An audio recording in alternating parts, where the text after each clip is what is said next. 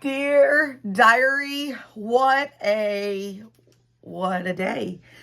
So far today, here we are trying to grow the Modern Woman Society I'm currently at 5 members. We're trying to get to 500. I started the year with 2. Well, technically we started the year with 3, including myself, and now we're at 5, including myself.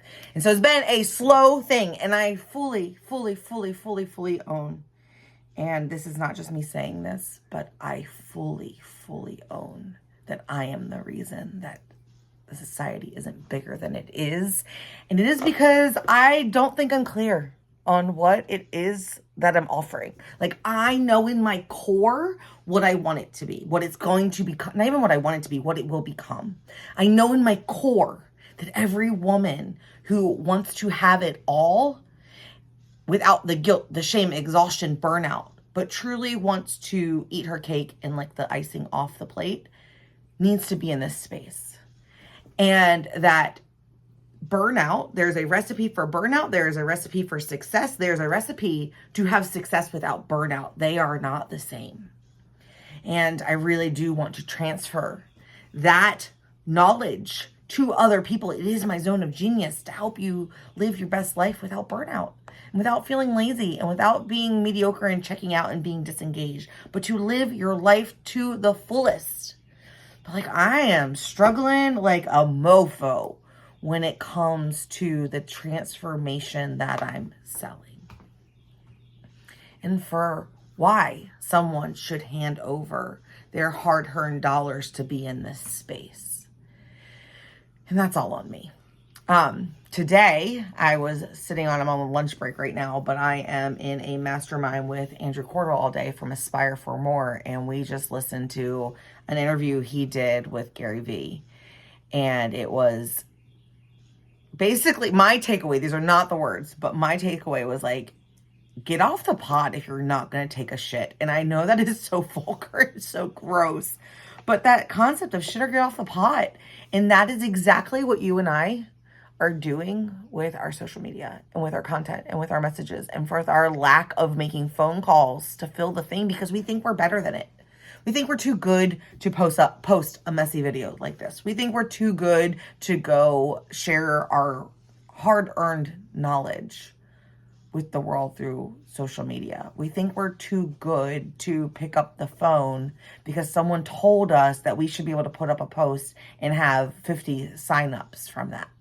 When in reality, sometimes it's pulling your sleeves up and getting dirty and making the phone calls, to do it manually while you are still doing everything else on the list to get visible and to get in front of people and to actually learn what it is that you do.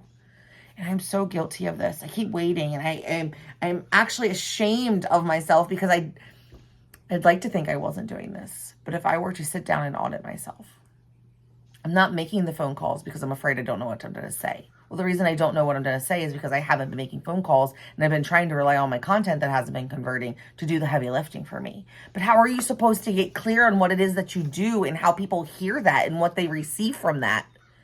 I was just talking to a young lady yesterday who is a brick and mortar business owner, and she has a very unique business. And as she was talking to me, I was like, I don't mean to be rude, but I have no idea what you just said. And she went to go launch into all of the reasons, like project at me why I don't get it. And that wasn't it at all. Like the words that we get so, and I am so guilty of this, we get so attached to being unique in our unique vehicle and our unique brand and our unique voice. And we start spewing gibberish that doesn't make a goddamn bit of sense to someone who doesn't spend all day with us, who hasn't already seen the life transformation of what it is that you're doing.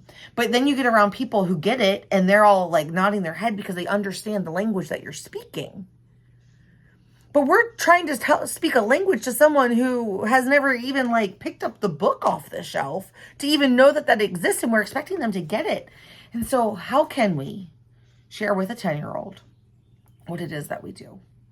And if we share it with that 10-year-old, can they then go home and tell their mom who we are and what we do in a way where she goes, I might need to go chat to that person. And the answer is no. And the answer is because we're too worried about it being perfect and too worried about no one understanding that we just keep our mouth shut.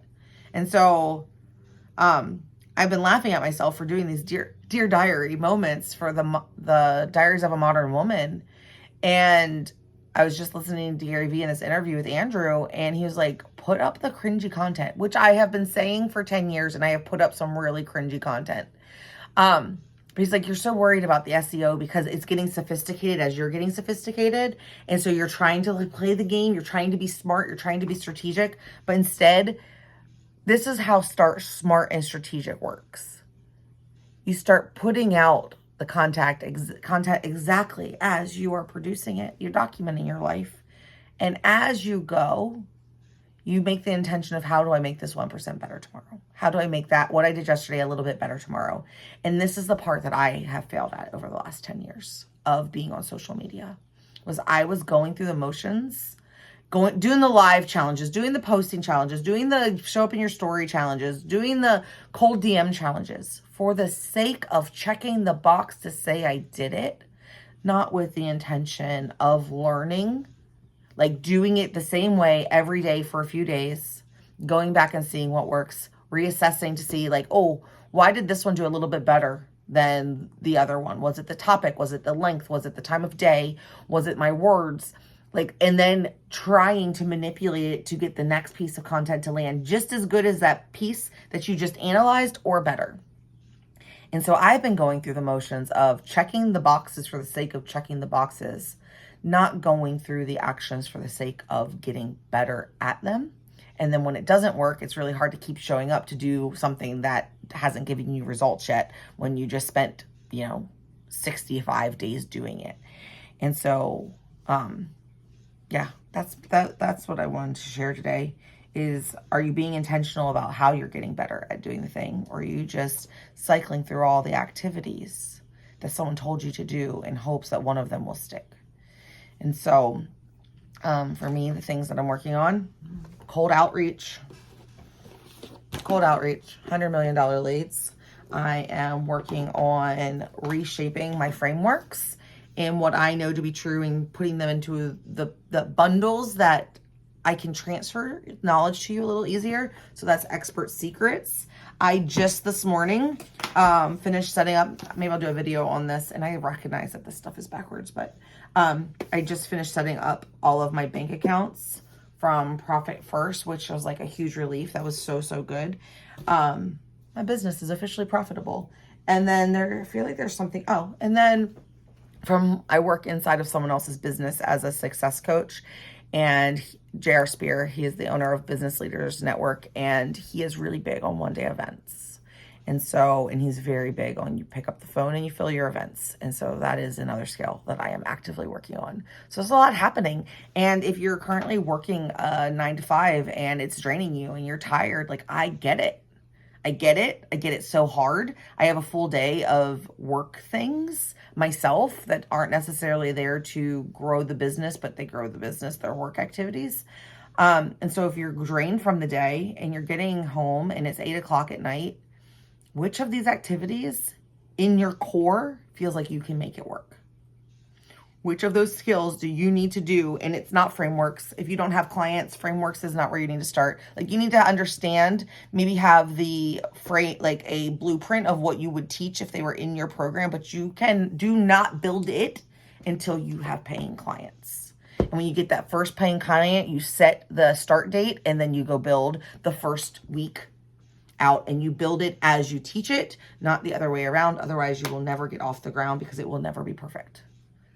It will never be perfect, and you'll never actually know what people need until you are in the sessions with them and they are giving you lifetime feedback.